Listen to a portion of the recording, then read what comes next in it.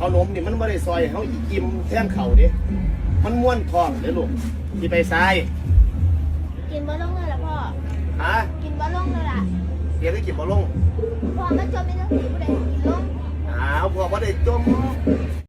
เกิดอีหยังขึ้นพอจ่ากับอาอายทะเลาะกันเรื่องกินข้าวบ่ถึงเวลาจนอาอายได้ย่างหนีงานนี้มันจะจบลงด้วยวิธีใดทักทายสบายดี FC แฟนคลับมาพบมาพ่อกันอีกคลิปหนึ่งกันแล้วกันคลิปนี้เป็นเรื่องราวข้อมูลข่าวสารขอยกย้ายไส้สวยออกจากน้องธิดาลาวลูกสาวของพ่อผู้ศรีวิไล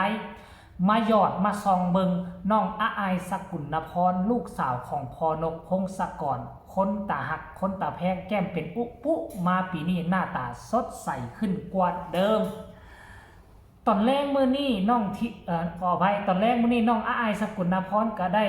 ไปงานกับพ่อนกพงศกรตามปกตินำพาทีมงานไปแสดงอยู่ในสถานที่แห่งหนึ่งซึ่งเป็นวันที่ส่งท้ายปีเก่าต้อนรับปีใหม่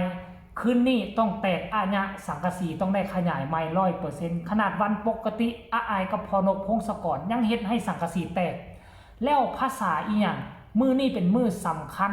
แท้ๆมันก็ต้องสังกะสีแตกอาญะถล่มทลายแน่นอนแต่ก่อนจะขึ้นเวทีแสดงมอบความสุขความมวลความมันให้กับบรรดา FC แฟนคลับ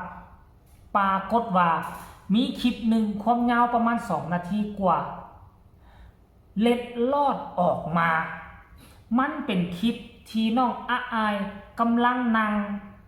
กินข้าวกำลังนั่งกินอาหารอยู่ทางหน้ารถบ้านสถานที่สวยงาม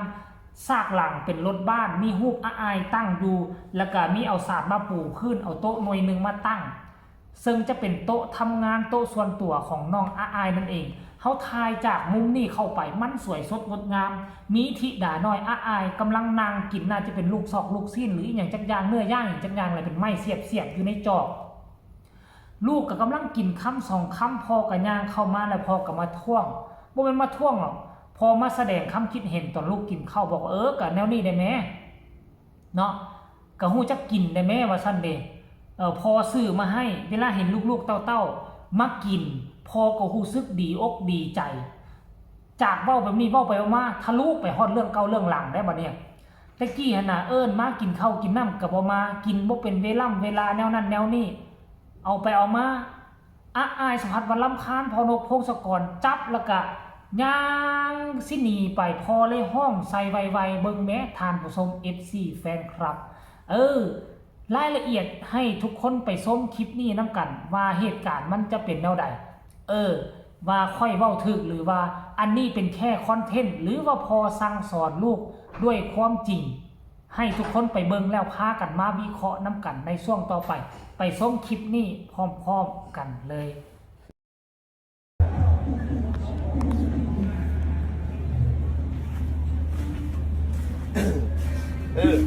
นี่หัวจักกินนะนี่พ่อซื้อมาให้นี่กีฬากินเลยกินหลายๆลูกเห็นลูกเห็นเต่ากินพ่อก็มีความสุขอิ่มหนำสำราญกับน้ำเดี๋ยวละแซ่บป่ะล่ะลูก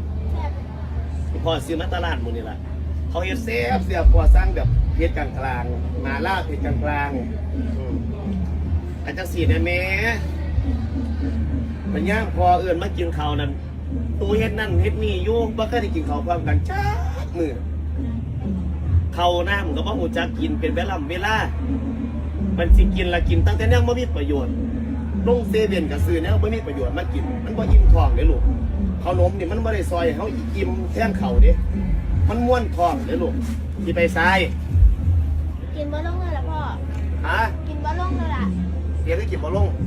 พ่อมันจมในหนังสือผู้ใดกินลงพ่อบ่ได้จม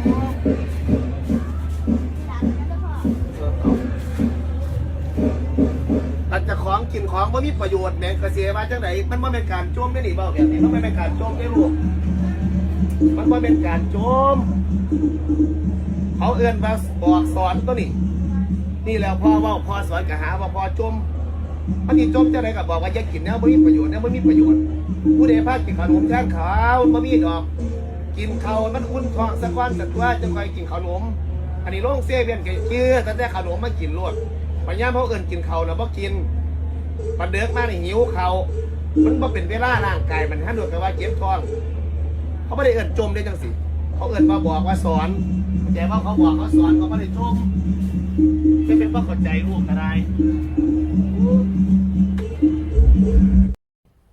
เห็นบอกทุกคน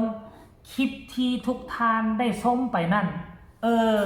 พอนกพงศกรคือค่อยเห็นตอนพอนกพงศกรกำลังสั่งสอนอายเนี่ยนะค่อยเบิ่งแล้วมันบ่แตกต่างอย่างจากพอแท้ๆลูกแท้ๆกันเลยในความรู้สึกของพอนกพงศกรก็คือลูกสาวแท้ๆของตัวเองนั่นแหละบ่แม่นคนอื่นคนไก่แม้แต่น้อยเดียวทานผู้ชมเอ้ยนี่แหละอยากให้พ่อฮักแม่ฮักคนอื่นพอบุญธรรมลูกบุญธรรมคนอื่นให้ปฏิบัติแบบคือพอนกพงศกรกับน้องอายนี่แหละมันเบิ่งแล้วมันสมูทมันเบิ่งแล้วมันบ่คือกับลูกเลี้ยงมันละบ่คือกับลูกบุญธรรมมันคือลูกแท้ๆคือพ่อแท้ๆความรู้สึกของพ่อดนๆพอจึงซีนั่นเทื่อนึงน่ะท่านผู้ชม FC แฟนคลับดนพอจึงสิเฮ็ดเทื่อนึงจะสั่งสอนลูกแบบนี้จะแนะนำลูกเทื่อนึงแบบนี้เวลาเฮาเห็นแล้วเฮาก็นั่นป๋อเมื่อกี้จนตื่น FC แฟนคลับเขาจูดพุหรือภาษาลาวกันว่าจูดมักกะโพกอยู่ทั้งหน้าเฮือนเสียงดังสนั่นวันไหวจนตื่นโอ้ย FC เอ้ยตกอกตกใจเนาะเอากลับเข้ามาสู่เรื่องของพวกเฮาก็แล้วกันพวกเจ้าว่าอายมาในปีนี้น่าฮักบ่คือแก้มเป็นอุ้งปุ้งนะนี่อยู่หน้าฮักก็เริ่มขาวขึ้นแล้วเด้คนเฮาตอนยังน้อยนี่ผิวดำเริ่มโตเป็นสาวใหญ่เป็นสาวหน่อยนึง15-16 ปีผิวเริ่มขาวหน้าตาเริ่มเปลี่ยนงามอ่องตองทานผู้ชมเอ้ยพอนกพงศกรก็คงจะห่วงลูกเป็นเรื่องปกตินั่นแหละเวลาพอซื้อของกินมาลูกมากินข้าวอยากให้มากินน้ำกันอยากให้มากินน้ำกันแต่ว่าส่วนใหญ่อายก็บอกว่าค่านู่นค่านี่ค่านั่นพอก็อยากงอนเป็นเรื่องปกติอยากงอนลูกสาวอยากให้ลูกสาวมาเทคแคร์อยากให้ลูกสาวมาเอาใจแน่จักหน่อยนึงบังเอิญลูกสาวเขามันบ่เป็นลูกสาวเป็นแม่นๆไหนเฮ็ดคือผู้ชายนี่แม่นๆน่ะลูกสาวก็ได้โอ้ยต้องทำใจพอนกพงศกรแนวคุกคีกับผู้ชายมาดน 2-3 ปีตั้งแต่ยังน้อยๆบัดใหญ่เป็นสาวขึ้นมาก็ออกแม่นๆแล้วบัดนี้บัดนี้พอนกต้องทำใจก็แล้วกันท่านผู้ชม FC แฟนคลับเนาะเอาคลิปนี้ก็มานำเสนอเอามาฝากเอามาต้อนเหตุการณ์ที่มันเกิดขึ้นพอลูกครูบุญพอลูกแห่งชาติอายสกุลนะพรลูกสาวนกพงศกรจักเรื่องจริงหรือคอนเทนต์ให้ทุกคนวิเคราะห์พากันวิเคราะห์กันแล้วกันสำหรับคลิปนี้เจบอเล่ากันน่าจะลาทานผู้ชมไปเพียงสำนี้สิ่งใดดีสิ่งใดล่ำสิ่งใดประเสริฐจงเกิดมาเป็นคนที่ของคนที่เบิ่งคลิปนี้คนกดไลค์กดแชร์